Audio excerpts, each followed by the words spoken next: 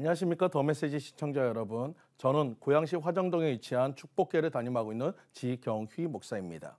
오늘 본문의 말씀인 창세기 26장 13절에서 15절 말씀. 그 사람이 창대하고 왕성하여 마침내 거부가 되어 양과 소가 떼를 이루고 노복이 심히 많으므로 블레셋 사람이 그를 시기하여 그 아비 아브람 때에 그 아비의 종들이 판 모든 우물을 막고 흙으로 메웠더라.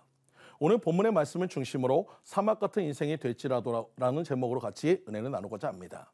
많은 사람들이 인생을 고해라고 합니다. 고통의 바다라고 하며 또 광야라고 합니다. 광야 같은 인생길이라고 하며 또 다른 말로 사막 같은 인생이라고 얘기합니다. 여러분, 넓게 펼쳐진 모래의 대지에 뜨거운 햇볕과 무서운 독사와 독충이 기어다니는 그것을 보면서 야, 나 저곳에서 꼭 살고 싶어 할 사람은 아마 없을 것입니다. 그것이 너무나 살기 좋아서 부러워할 축복의 대지는 아닐 것이기 때문입니다.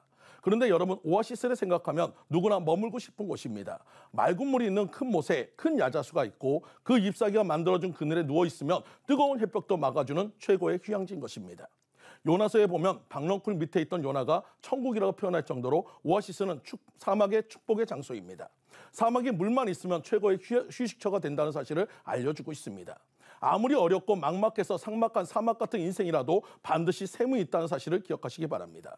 오늘 그 샘을 찾으시는 여러분들 되시기를 간절히 축원드립니다.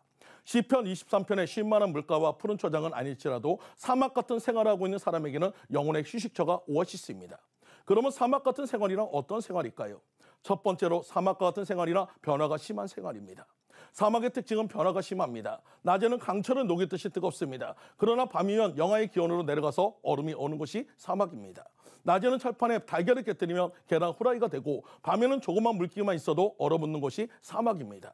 사막은 이렇듯 변화가 많습니다. 또 바람도 많습니다. 한번 바람이 불면 막히는 것이 없으니까 요란하게 폭풍처럼 불어닥칩니다.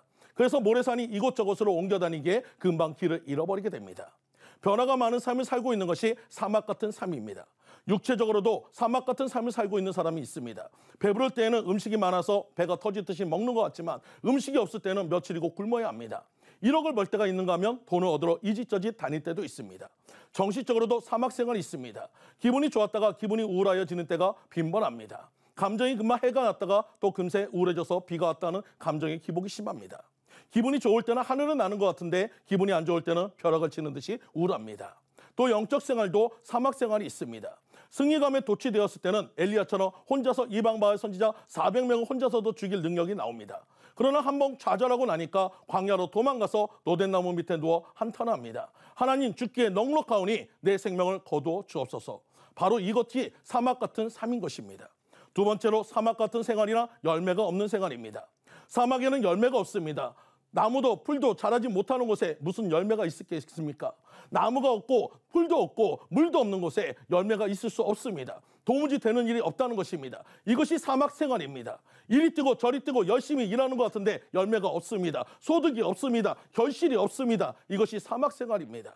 탈무드에 보면 어느 날 한 사람이 납비에게 와서 말합니다.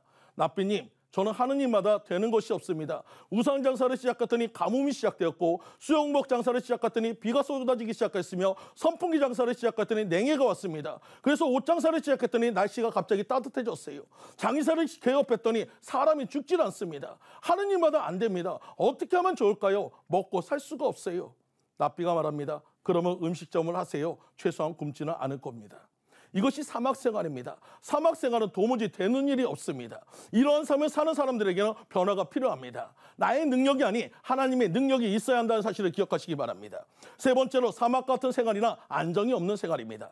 사막은 지나만 가는 곳입니다. 머무는 곳이 아닙니다. 오늘 본문의 이삭도 가뭄으로 인해 고향인 브엘세바를 떠나 이방 땅 그랄에 머물렀고 하나님의 축복으로 100배의 축복과 거부가 되었지만 블레셋 사람들의 시기로 떠나야 했습니다. 세상을 살아가는 우리 또한 언제 어느 때 사막 같은 삶이 찾아올지 모릅니다. 하지만 이삭처럼 그 일로 인해 낙심하지 않고 주님을 찾으며 나아갈 때 하나님은 우리에게 샘을 허락하신다는 사실을 기억하시기 바랍니다. 사막의 샘을 발견하면 최고의 땅이 됩니다. 우리는 그런 땅을 오아시스라고 부르고 있습니다. 오아시스는 최고의 땅인 것입니다. 오아시스에는 물이 많습니다. 햇볕이 많습니다. 그래서 나무가 우거져 있습니다. 과일나무를 심으면 햇볕이 많고 물이 많아 당도가 높은 꿀 같은 과일을 생산된다는 것을 기억하시기 바랍니다.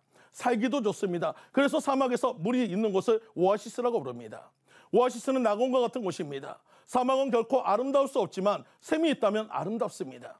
지금 우리 성도들 중에 사막과 강도에서 방황하고 있지 않습니까? 사막과 같이 가도 끝없는 문제 속에서 고통을 당하고 있지 않습니까? 지금 여러분 중에 사막 같은 길을 걷고 있다고 절망하거나 낙심하지 마시기 바랍니다. 이삭처럼 하나님의 은혜를 간구하며 샘을 파시기 바랍니다. 기도하시기 바랍니다. 그리고 구하고 찾고 두드리시기 바랍니다. 반드시 사막에는 샘이 있습니다.